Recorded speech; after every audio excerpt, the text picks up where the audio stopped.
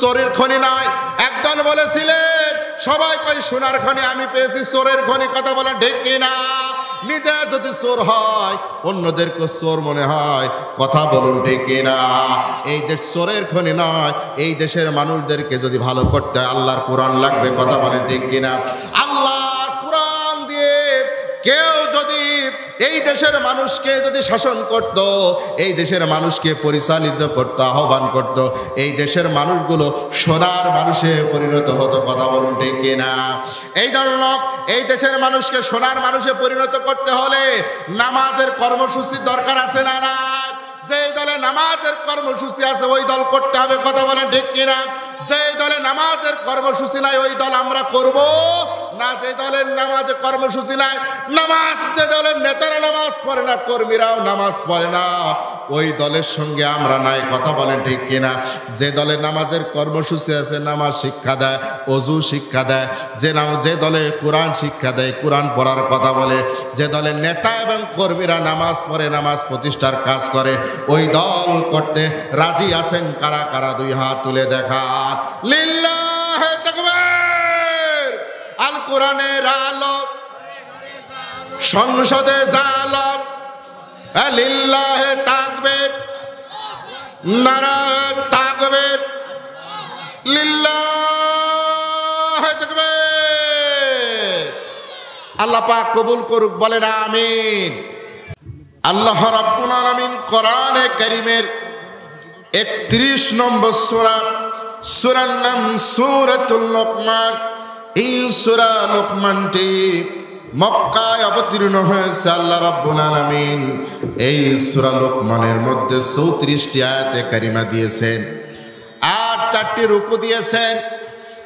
আল্লাহ রাব্বুল আলামিন এই সূরার মধ্যে হযরত লোকমান আলাইহিস সালাতু ওয়াস সালামের তিনি তার কলিজার টুকরা সন্তানকে কিছু নসিহত করেছিলেন, কিছু উপদেশ দিয়েছিলেন। তার সেই উপদেশ মালাগুলো আমার আল্লাহর খুব পছন্দ হয়েছিল।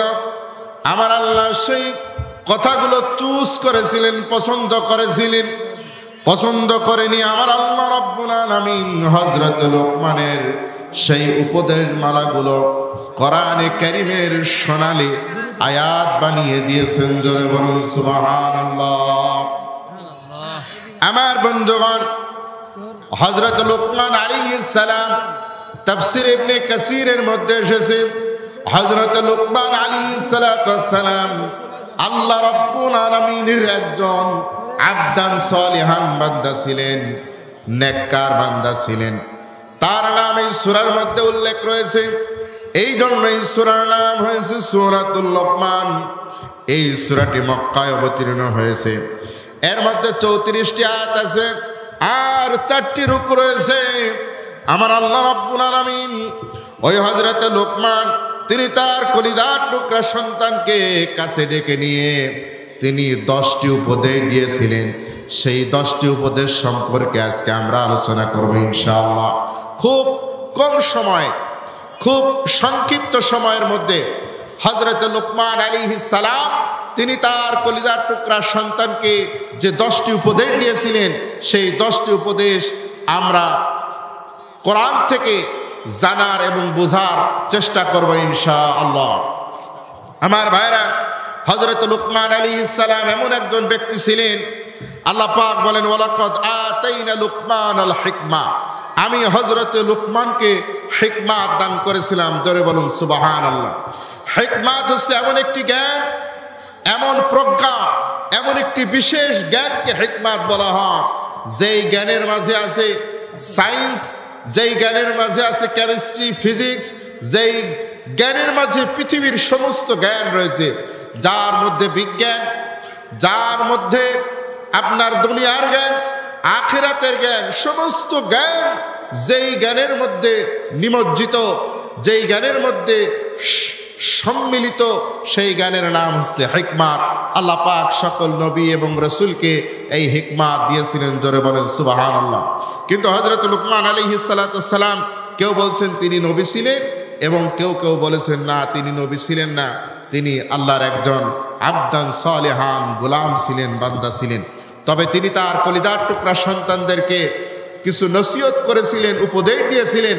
কারণ পারিবারিক শিক্ষা যে যত ভালোভাবে পরিবার থেকে শিক্ষা গ্রহণ করে, সেই সন্তানের ভিতরে তত নৈতিকতা, ইসলামী আদর্শ এবং মূল্যবোধ জাগ্রত হয়, ঠিক কিনা? যারা পরিবার থেকে পারিবারিক শিক্ষা পায় তারা কখনো কোনো মেয়ের দিকে খারাপ নজরে তাকাতে পারে না। যারা পারিবারিক থেকে পারিবারিক শিক্ষা অর্জন করে তারা কখনো কোনো বড়দেরকে অসম্মান করতে পারে না, শিক্ষকদেরকে অসম্মান করতে পারে না, আলেমদেরকে অসম্মান করতে পারে না, ইসলামের বিরোধিতা করতে পারে না। কথা বলুন ঠিক কিনা?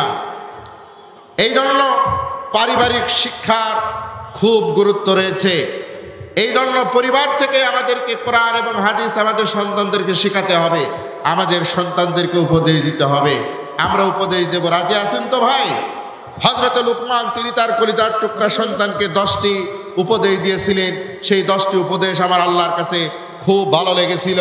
আল্লাহ রাব্বুল আলামিন সেই 10টি উপদেশ কোরআনুল কারীমে সূরাতুল লুকমানের মধ্যে রেকর্ড করে দিয়েছেন। আমরা খুব সংক্ষেপে আমরা সেই 10টি উপদেশ সম্পর্কে জানবো ইনশাআল্লাহ।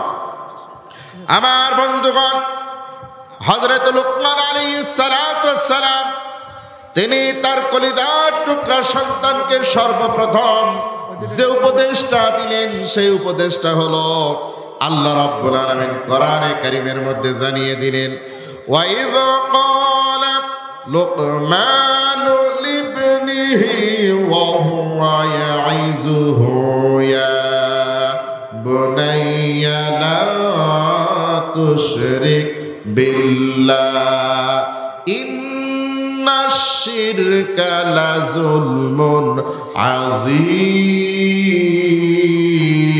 আযীম। আল্লাহু আকবার। ইন্নাশ শিরকা লাযুলমুন আযীম। বলেন আল্লাহু আকবার। আল্লাহ রাব্বুল আলামিন বলেন, হযরত লুকমান তার কলিজার টুকরা সন্তানকে সর্বপ্রথম যেই নসিহত করেছিলেন সেই নসিহত হলো, হে আমার কলিজার টুকরা সন্তান, তুমি লা তুশরিক বিল্লাহ, আল্লাহর সাথে শিরক করবা না, অংশী স্থাপন করবা না। আল্লাহর নবী বলেন, যে ব্যক্তি আল্লাহর সঙ্গে শিরক করবে, অংশীদার স্থাপন করবে, আল্লাহর কাছে ভালো এবং মন্দ না চেয়ে মানুষের কাছে চাইবে, দরগার কাছে চাইবে, খানকার কাছে চাইবে, পীরের কাছে চাইবে, মুরিদের কাছে চাইবে, মানুষের কাছে চাইবে, নেতার কাছে চাইবে, যে ব্যক্তি এরকম আল্লাহর কাছে পাওয়া যায়, এই জিনিসগুলো মানুষের কাছে যাবে, মানুষের সন্নিকট হবে। আল্লাহ নবী বলেন, আল্লাহ রাব্বুল আলামিন মান লাকিয়াল্লাহু লা ইউশরিক বিল্লাহ, যে ব্যক্তি শিরক করবে, আল্লাহ তার সঙ্গে সাক্ষাৎ করবে না, সে জাহান্নামে প্রবেশ করবে। আর যে ব্যক্তি শিরক করবে না, শিরক মুক্ত জীবন যাপন করবে, তাওহীদের উপরে থাকবে, তার জীবনে তার আশা ভরসা চাওয়া পাওয়া দুঃখ কষ্ট সব কিছু সে আমার আল্লাহর কাছে বলবে, আল্লাহর কাছে চাইবে। আমার বন্ধুগণ, আমরা যদি কষ্টের মধ্যে পড়ে যাই, বিপদে পড়ে যাই, অসুস্থ হয়, সব সময় আমরা ডাকবো কাকে? আমার আল্লাহ বলেন, উদউনি আস্তাজিব লাকুম, বান্দা তুমি বিপদে পড়েছো, আমাকে ডাকো, আমি তোমার ডাকে সাড়া দেব। ডাকার নিয়ম আর পদ্ধতি আমার আল্লাহ বলে দিয়েছেন। আমার আল্লাহ বলেন, ইয়া আইয়ুহাল্লাযীনা আমানুস্তাঈনু বিস-সাবরি ওয়াস-সালাহ ইন্নাল্লাহা মা'আস সাবিরিন। আল্লাহ পাক জানিয়ে দিলেন, বান্দা তুমি যদি বিপদে পড়ে যাও, মুসিবতে পড়ে যাও, তাহলে তুমি নামাজ এবং ধৈর্যের মাধ্যমে আমি আল্লাহর সাহায্য কামনা করো, আমি অবশ্যই তোমাকে সাহায্য করব, কারণ আমি আল্লাহ ধৈর্যশীলদের সঙ্গে থাকি। জোরে বলেন সুবহানাল্লাহ। তাহলে এক নম্বর উপদেশ ছিল, শিরক করা যাবে না। শিরিক আছে যেখানে আমরা নাই, সেখানে বিদআত আছে যেখানে আমরা নাও সেখানে। কারণ শিরিক আর বেদাত একই অপরাধ, কথা বলেন ঠিক কিনা? আল্লাহ নবী যে আমল করে না, সাহাবীরা যে আমল করে নাই, সে আমল আমরা করব না, কথা বলেন ঠিক কিনা? আল্লাহ নবী এবং সাহাবীরা যে আমল যেভাবে করেছেন সেইভাবে করব, যেভাবে তারা করেন নাই, করতে বলেন নাই, সেইভাবে আমরা করব না, কথা বলেন ঠিক কিনা? আমার নবীজি দরুদ পড়েছেন, সাহাবীরা দরুদ পড়েছেন, সাহাবীরা আল্লাহ নবী কোনদিন দাঁড়ায়া দরুদ পড়ে নাই, কথা বলেন ঠিক কিনা? নামাজের মধ্যে আমরা দরুদ পড়ি, দরুদ ইব্রাহিম, কোনদিন কি দরুদ কি আপনি দাঁড়ায়া পড়েছেন? তাহলে কেন আপনি দাঁড়াইছেন? আপনি বলেন যে অমুক হুজুর বলেছে, অমুক পীর সাহেব বলেছে। অমুক পীর সাহেব কি তোমার নবীর চাইতে, তোমার নবীর সাহাবীর চাইতে বড় হয়ে গেছে, কথা বলেন ঠিক কিনা? আমার বন্ধুগণ, আল্লাহ নবীর সাহাবী হযরত ওমর কাবা ঘর তিনি তাওয়াফ করতেছিলেন, হাজরে আসওয়াদ চুমু খেলেন, চুমু খাওয়ার পরে বলছে, ও হাজরে আসওয়াদ, তোমারে কেন চুমু খালাম জানো? তুমি মনে করো না তোমার কোনো ক্ষমতা আছে, লা তানফাউ ওয়ালা তাদুররু, তোমার কোনো ক্ষমতা নাই, তুমি উপকারও করতে পারো না, ক্ষতি করতে পারো না। আল্লাহ নবী তোমাকে চুমা খেয়েছে, তাই আমি ওমর চুমা খেলাম। তবে শোনো, আল্লাহ নবী যদি তোমার চুমা না খেত, ওয়ায়ুকাব্বিলুকা মা কাব্বালতুকা, আমি ওমর জীবনও তোমারে চুমা দিতাম না। তার মানে আল্লাহ নবীকে তিনি পুঙ্খানুপুঙ্খ অনুসরণ করতেন। আল্লাহ নবী যে আমল করে না আমরা সে আমল করব না, কথা বলেন ঠিক কিনা? আল্লাহ নবী এবং তার সাহাবীরা যে আমল যেভাবে করেছেন সেই আমল সেভাবেই করতে হবে, কথা বলেন ঠিক কিনা? যত বড় আলেম হোক আর যত বড় পীর হোক আর বুজুর্গ হোক, আল্লাহ নবীর আমলকে নতুন করে নতুন ভাবে যারা উদ্ভাবন করবে, এরা হচ্ছে বিদআতি, এরা হচ্ছে গুমরাহি, এরা হচ্ছে জাহান্নামী, কথা বলেন ঠিক কিনা? আর সমস্ত বিদআতি হচ্ছে দলালা, পথভ্রষ্ট।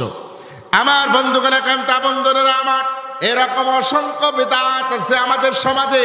এই বিদআতগুলো দূর করতে হবে, উৎখাত করতে হবে, কথা বলেন ঠিক কিনা? কোরআন এবং হাদিসের আলোকে আমাদেরকে আমল করতে হবে, সহিহ হাদিসের আমলে, কথা বলেন ঠিক কিনা? সহিহ হাদিসের আমলে আলোকে আমরা আমল করব, বাহিরে যাব না। আল্লাহ আমাদের তৌফিক দান করুক, আমিন। তাহলে এক নম্বর তিনি যে ওসিয়ত করেছিলেন, উপদেশ দিয়েছিলেন, তার নাম কি? শিরক করা যাবে না। 2 নম্বরে তিনি যে ওসিয়ত করলেন, ওয়াসাইনাল ইনসানা বিওয়ালিদাইহি, 2 নম্বর ওসিয়ত হলো পিতামাতার সঙ্গে খারাপ আচরণ করা যাবে না। আল্লাহ রাব্বুল আলামিন বলেন, ওয়াকাযা রাব্বুকা আল্লা তা'বুদু ইল্লা ইয়্যাহু ওয়া বিল ওয়ালিদাইনি ইহসানা। চিৎকার দিয়ে বলেন আল্লাহু আকবার। আমার বন্ধুগণ, আল্লাহ পাক জানিয়ে দিলেন, আমার ইবাদতের পরে, আমার দাসত্ব আর গোলামির পরে তোমরা তোমাদের পিতামাতার খেদমত করবা, পিতামাতার সঙ্গে ভালো ব্যবহার করবা। পিতামাতার সঙ্গে ভালো ব্যবহার করার কথা বলেছেন কে? আল্লাহ নবী বলেন, কেউ যদি এই দুনিয়াতে 2টি অপরাধ করে, এই দুনিয়াতে 2টি অপরাধ করে, তার সাজা ভোগ না করে তার মৃত্যু হবে না। 2টা অপরাধ, এই পৃথিবীতে মানুষ অসংখ্য অপরাধ করবে, কিন্তু আল্লাহ সেই শাস্তি আখেরাতে দিবেন। কিন্তু 2টা পাপের শাস্তি মানুষকে দুনিয়াতে ভোগ করতে হবে। 1 নম্বর অপরাধ হলো যে ব্যক্তি মানুষের প্রতি জুলুম করবে, জালিমকে আল্লাহ তাআলা এই দুনিয়াতেই শাস্তি দিবেন। আর 2 নম্বরে যে পিতামাতার সঙ্গে খারাপ ব্যবহার করবে, তাকেও আল্লাহ দুনিয়াতে শাস্তি না দিয়ে তার মৃত্যু দেবে না। তাহলে পিতামাতার সঙ্গে খারাপ ব্যবহার করা যাবে না। আল্লাহ নবী বললেন, আল জান্নাতু তাহতা আকদামিল উম্মাত, মায়ের পায়ের নিচে সন্তানের জন্য জান্নাত। এরপরে আল্লাহ নবী বাবার জন্য আরো বড় কথা বললেন। আল্লাহ নবী বললেন, রাদিয়া রাব্বি ওয়া রাদিয়াল ওয়ালিদি ওয়া সাখাতুহু ফি সাখাতিল ওয়ালিদি। আল্লাহ নবী বললেন, পিতার সন্তুষ্টিতে আল্লাহর সন্তুষ্টি। জোরে বলেন সুবহানাল্লাহ। আমার বন্ধুগণ, জান্নাতের চাইতেও বড় নিয়ামত হচ্ছে আল্লাহর সন্তুষ্টি। সুবহানাল্লাহ। আমার বন্ধুগণ, পিতামাতার সঙ্গে খারাপ ব্যবহার করা যাবে না। যে ব্যক্তি পিতামাতার সঙ্গে ভালো ব্যবহার করবে, আল্লাহ পাক তাকে দুনিয়াতে 3টা পুরস্কার দান করবেন। 1 নম্বরে তার রিজিক বাড়ায়া দিবেন, 2 নম্বরে আল্লাহ রাব্বুল আলামিন তার হায়াত বাড়ায়া দিবেন, 3 নম্বরে আল্লাহ রাব্বুল আলামিন তার সম্মান আর মর্যাদা বাড়ায়া দিবেন। জোরে বলেন সুবহানাল্লাহ। আমার বন্ধুগণ, 2টি উপদেশ শেষ হয়ে গেল।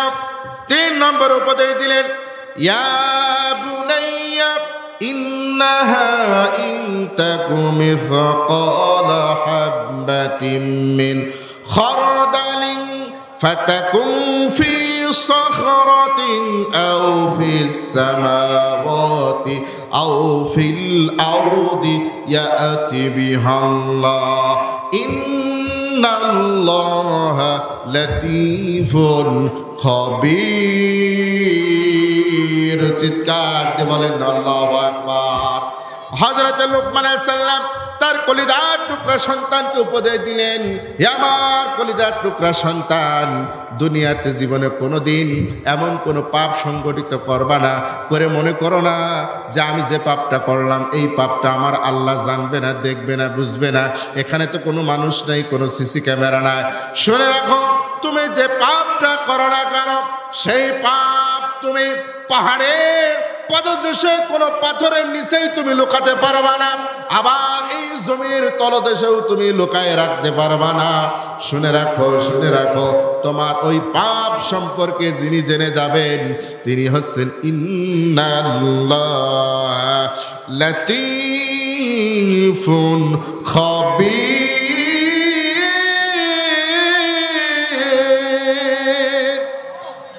সব কিছু জানেন কে? গোপনীয় সব বিষয় তিনি জেনে যাবেন। আমার বন্ধুগণ, তাহলে পরিবার থেকে যদি কোনো মানুষ এই শিক্ষা অর্জন করে যে আমি যদি কোনো অন্যায় করি তাহলে পৃথিবীর কোনো মানুষ দেখুক আর না দেখুক, প্রমাণ থাক আর না থাক, সিসি ক্যামেরা থাক আর না থাক, আমার আল্লাহর দরবারে আমাকে দাঁড়াতে হবে। সেই ছেলে কি কখনো চুরি করতে পারে, ডাকাতি করতে পারে, মানুষের সম্পদ আত্মসাৎ করতে পারে, জনগণের সম্পদ আত্মসাৎ করতে পারে, দেশের সম্পদ বিদেশে পাচার করতে পারে নাকি? পারে না। আমার বন্ধুগণ, আমরা যাকে বড় পীর বলি, বড় পীর মহিউদ্দিন আব্দুল কাদের জিলানী রাহমাতুল্লাহ আলাইহি, তিনি পরিবার থেকে কি শিক্ষা পেয়েছিলেন? তিনি যখন বাগদাদে লেখাপড়া করতে যাবেন, বাবা নাই, মা তাকে প্রস্তুত করে দিলেন। প্রস্তুত করে দেওয়ার পরে তার জামার মধ্যে এই বগলের আস্তিনের মধ্যে একটা পকেট বানায়া কিছু দিরহাম দিনার টাকা পয়সা দিয়ে দিলেন। পথ দিয়ে একদল কাফেলা যাচ্ছিল, ব্যবসায়িক বণিক, তাদের সঙ্গে সন্তানকে পাঠায় দিলেন। আর ওই ব্যবসায়ীরা চলতে চলতে পথের মাঝে যখন রাত হয়ে গেল, তারা এক জায়গায় তাঁবু গেড়ে সেখানে বিশ্রাম করতে লাগলো। যেখানে বাঘের ভয় সেখানে রাত হয়। হঠাৎ করে সেখানে একদল ডাকাত আসলো। আসার পরে ওই ডাকাত সমস্ত ব্যবসায়ীদের কাছ থেকে টাকা পয়সা যা ছিল সব কিছু সিজ করে নিল। সব কিছু কেড়ে নেওয়ার পরে দেখতে পেলেন একটা ছোট্ট বালক দাঁড়িয়ে আছে। এবার ডাকাতের সর্দার বলতেছে, ও বালক, তোমার কাছে কিছু আছে নাকি? তখন ছোট্ট ওই বালকটা বলতেছে, হ্যাঁ আমার কাছে কিছু আছে, আমার এই বগলের নিচে আস্তিনের মধ্যে রয়েছে। তখন ডাকাতের সর্দার অবাক হয়ে গেলেন, কিংকর্তব্য বিমূঢ় হয়ে গেলেন। মানুষ ডাকাতের হাত থেকে বাঁচার জন্য চেষ্টা করে, টাকা পয়সা লুকায়, অলংকার লুকায় রাখে, মিথ্যা কথা বলে, না না আমার কাছে নাই। যখন বলে হত্যা করব তখন সে সব কিছু দিয়ে দেয়। কিন্তু এই বালক সত্য কথা কেন বলল? এত সুন্দর করে সত্য কথা কেন বলে দিল? তখন বলছো, ও বালক, তুমি কে? তোমার বাড়ি কোথায়? কে তোমাকে এই সুন্দর শিক্ষা এটা তোমাকে দিয়েছে? তখন ওই বালকটা বলতেছে, আমার নাম মহিউদ্দিন আব্দুল কাদের জিলানী। আমার মা আমাকে শিক্ষা দিয়েছে বাড়ি থেকে বের হওয়ার সময়, বাবা জীবনে কোনোদিন মিথ্যা কথা বলবা না। চিৎকার দিয়ে বলেন সুবহানাল্লাহ। আমার বন্ধুগণ, মহিউদ্দিন আব্দুল কাদের জিলানী রাহমাতুল্লাহ আলাইহির মা শিক্ষা দিয়েছিলেন সন্তানকে জীবনে কোনোদিন যেন মিথ্যা না কথা যেন না বলে। এই জন্য তার সন্তান এই পৃথিবীর সবচেয়ে বড় পীর হয়েছেন। একজন ওয়াইজিন ছিলেন, একজন আলেম ছিলেন, দ্বীনের জ্ঞানী ছিলেন। তিনি মানুষদেরকে কোরআন এবং হাদিসের তাকলিদ দিতেন, তাকরির পেশ করতেন। চিৎকার দিয়ে বলেন সুবহানাল্লাহ। তাহলে আমাদের সন্তানদেরকেও এই শিক্ষা দেওয়ার দরকার আছে না নাই? 3 নম্বর শিক্ষা চলে গেল। এবার আমরা 4 নম্বর শিক্ষায় চলে আসি। আল্লাহ রাব্বুল আলামিন এবার হযরত লুকমানের 4 নম্বর শিক্ষা বর্ণনা করছেন।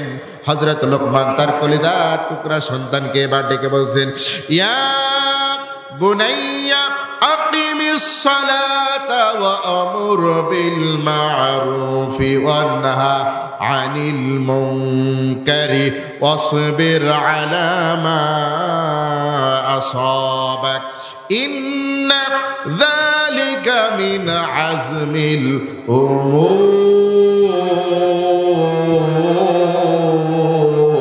বলেন আল্লাহু আকবার।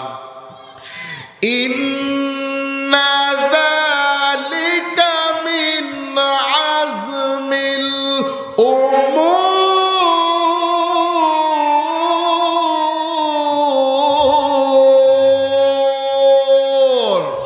আল্লাহ রাব্বুল আলামিন কোরআনে কারীমের সূরা লোকমানের ভিতরে এবার জানিয়ে দিচ্ছেন, লোকমান তার কলিজার টুকরা সন্তানকে 4 নম্বর উপদেশ দিলেন, ইয়া বুনাইয়া আকিমিস সালাহ। আকিমিস সালাম মানে নামাজ কায়েম করো। নামাজ কায়েম করার কথা কে বলেছেন? আমার আল্লাহ। নামাজ একা একা পড়লে কি কায়েম হবে? একা একা পড়লে কায়েম হবে না, নিজে পড়তে হবে। নিজের পরিবারের সদস্যদেরকে পড়ানোর জন্য দাওয়াত দিতে হবে, তাদেরকে বাধ্য করতে হবে, কারণ অভিভাবক যিনি তার কাছ থেকেই হিসাব নেবেন আমার আল্লাহ, ঠিক কিনা? কুল্লুকুম রাঈন ওয়া কুল্লুকুম মাসউলুন। প্রত্যেক অভিভাবকের কাছ থেকে আমার আল্লাহ জবাবদিহি গ্রহণ করবেন। আর অভিভাবকদেরকে আল্লাহ নবী বলেছেন, মুরু আওলাদাকুম বিসসালাহ। তোমার সন্তান যদি নামাজ না পড়ে, অদ্রিবুহুম, তার পিছনে বাড়ি দাও, পিঠে বাড়ি দাও, জোর করে নামাজ পড়াও। স্ত্রী যদি নামাজ না পড়ে, স্ত্রীকে তালাক দেওয়া পর্যন্ত জায়েজ আছে। আমার বন্ধুগণ, তাহলে পরিবারের সদস্যদেরকে চাপ দেওয়া যাবে। আর আপনার আহালো, আপনার প্রতিবেশী যারা আছে, আপনার প্রিয়জন, আপনজন, বন্ধু বান্ধব যারা আছে, তাদেরকে দাওয়াত দিবেন, গ্রামবাসীকে দাওয়াত দিবেন। দাওয়াত দিয়ে একটি প্ল্যাটফর্ম তৈরি করবেন। এরপরে যখন ইসলামী রাষ্ট্র কায়েম হয়ে যাবে, তখন ওই রাষ্ট্র থেকে ঘোষণা হবে আকিমুস সালাহ। আজানের সাথে সাথে সব কিছু, দোকানপাট, ব্যবসা বাণিজ্য, অফিস আদালত, সব কার্যক্রম বন্ধ হয়ে যাবে। নামাজ যতক্ষণ হবে না, জামাত যতক্ষণ হবে না, ততক্ষণ আর কোনো কার্যক্রম চলবে না। আগে আল্লাহর হুকুম, তারপরে দেশের হুকুম, রাষ্ট্রের হুকুম। কথা বলেন ঠিক কিনা? আর যখন মানুষ নামাজ পড়বে, আল্লাহর হুকুম মানবে, আমার আল্লাহ পাক বলেন, ওয়ালাউ আন্না আহলাল কুরা আমানু ওয়াত্তাকাউ লাফাতাহনা আলাইহিম বারাকাতিম মিনাস সামা ওয়াল আরদ। আল্লাহ পাক বলেন, যখন মানুষ ঈমান আনবে, তাকওয়ার নীতি অবলম্বন করবে, 5 ওয়াক্ত নামাজ পড়বে, যাকাত দেবে, রমজান মাসে রোজা রাখবে, সত্য কথা বলবে, কোরআন মেনে চলবে, তখন আমি আল্লাহ রাব্বুল আলামিন আসমানে যত রহমতের দরজা রয়েছে আর জমিনে যত রহমতের দরজা রয়েছে, সব আমি আমার বান্দার জন্য উন্মুক্ত করে দেবো। জোরে বলেন সুবহানাল্লাহ। ফাতাহনা মানে খুলে দেব, ওপেন করে দেব আসমান থেকে। ওয়ানজালা মিনাস সামাই, সময় মতো বৃষ্টি হবে, পানি বর্ষণ হবে। ফাখরাজা বিহি মিনাস সামারাতি রিজকাল লাকুম।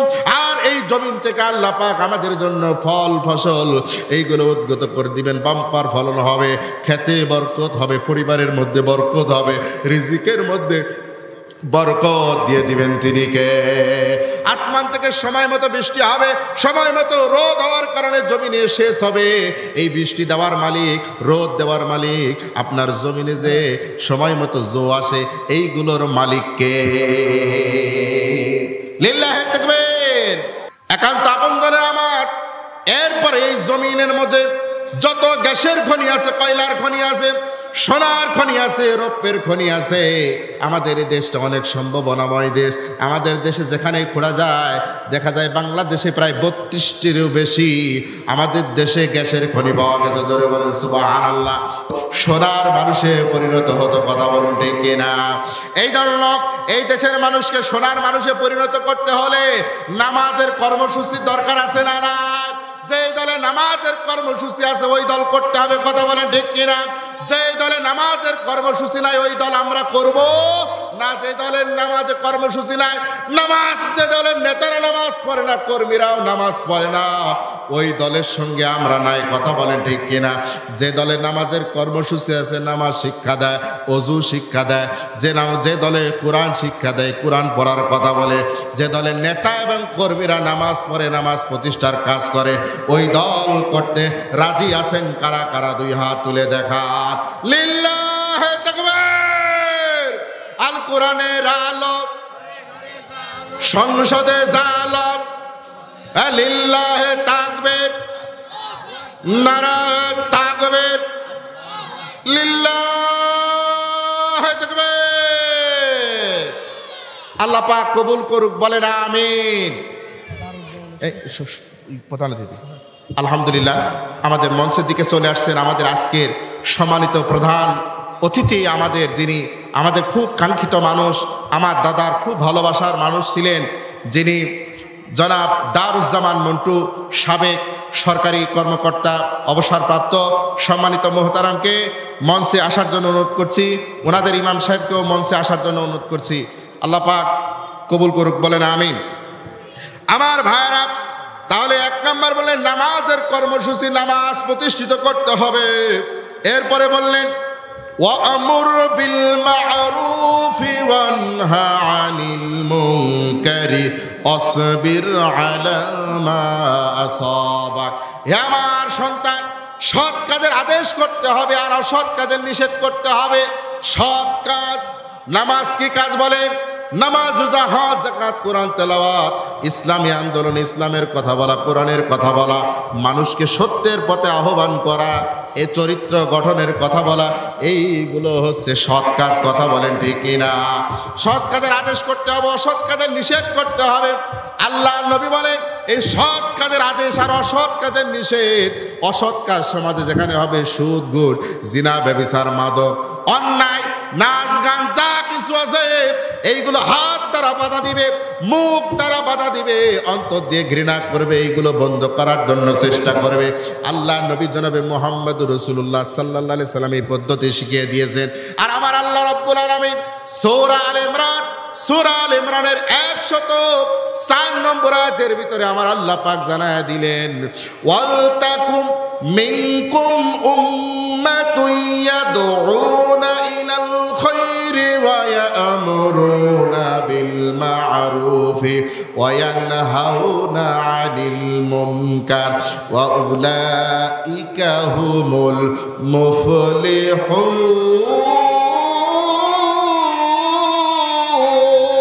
বলেন আল্লাহু আকবার। আল্লাহ পাক জানিয়ে দিলেন তোমাদের মধ্যে একটি দল থাকা উচিত যারা মানুষকে কল্যাণের দিকে আহ্বান করবে। মানুষকে কল্যাণের দিকে আহ্বান করার পরে সৎ কাজের আদেশ করবে আর অসৎ কাজের নিষেধ করবে। ওই দলের নেতা এবং কর্মী উভয় সফল কাম, সাকসেসফুল। জোরে বলেন সুবহানাল্লাহ। তাহলে যেই দল সফল কাম, যেই দলের নেতা এবং কর্মী হলে সফল হওয়া যাবে, ওই দল করতে রাজি আছি না নাই? যারা সফল হবে তাদের স্থান হবে আল্লাহর জান্নাত, কথা বলুন ঠিক কিনা? আমার বন্ধুগণ, কিন্তু এই দল করতে গেলে আপনার উপরে জেল, জুলুম, জরিমানা আসবে, আপনার বিরুদ্ধে হামলা হবে, মামলা হবে, অপবাদ হবে, আপনাকে রাজাকার বলা হবে, দর্শনকারী বলা হবে, মানবতা বিরোধী অপরাধকারী বলা হবে, রাজাকার বলা হবে, অগ্নিসংযোগকারী বলা হবে, কথা বলুন ঠিক কিনা? জঙ্গি বলা হবে। যখন আপনার বিরুদ্ধে হামলা হবে, মামলা হবে, জেল, জুলুম, জরিমানা হয়ে যাবে, ঠিক আপনার ওই সময় করণীয় কি? এখানে এই কথা হযরত লোকমান তার সন্তানকে বলছেন, ওয়াসবির আলা মা আসাবাক। যখন তুমি সমাজে নামাজ প্রতিষ্ঠিত করতে যাবে, সৎ কাজের আদেশ করবে আর অন্যায় কাজের নিষেধ করবে, তখনই তোমার বিপক্ষ পার্টি মানে শয়তানের একটা পার্টি আছে না নাই? উলাইকা হিজবুল্লাহ, একটা দল হলো আল্লাহর দল, আরেকটা হলো উলাইকা হিজবুশ শয়তান, শয়তানের দল আছে না নাই? শয়তানের দলেরা তখন বসে থাকবে না, শয়তানের চেলা চামুন্ডা ওই ফ্যাসিস্টের দোসররা বসে থাকবে না, কথা বলেন ঠিক কিনা? ওরাও আপনার বিরুদ্ধে উঠে পড়ে লাগবে, আপনাকে ডাউন করার জন্য চেষ্টা করবে, আপনাকে এই দেশ থেকে বিতাড়িত করার জন্য চেষ্টা করবে। আমার নবী যখন কোরআনের কথা বলেছিলেন, তখন আমার নবীদের বিরুদ্ধে 3টা পদক্ষেপ তারা ঘোষণা করেছিল। ইয ইয়ামকুরু বিকাল্লাযীনা কাফারু লিউসবিতুকা আও ইয়াকতুলুকা আও ইয়াখরুজুকা ওয়া ইয়ামকুরুনা ওয়া ইয়ামকুরুল্লাহ খায়রুল মাকিরিন। বলেন আল্লাহু আকবার। আমার নবীজি যখন এই সৎ কাজের আদেশ আর অসৎ কাজের নিষেধ আর যখন আল্লাহর নবী নামাজ প্রতিষ্ঠার কথা বললেন, তখন আমার নবীজির বিরুদ্ধেও 3টা পদক্ষেপ তারা গ্রহণ করেছিল। তারা আমার নবীজিকে হত্যার জন্য ষড়যন্ত্র করেছিল। কি করার জন্য? আমার নবীজিকে হত্যা ষড়যন্ত্র, দেশ থেকে বের করে দেওয়ার ষড়যন্ত্র, আর আমার নবীজিকে তারা গ্রেফতার করে জেলখানায় ঢুকানোর ষড়যন্ত্র করেছিল। কথা বলেন ঠিক কিনা?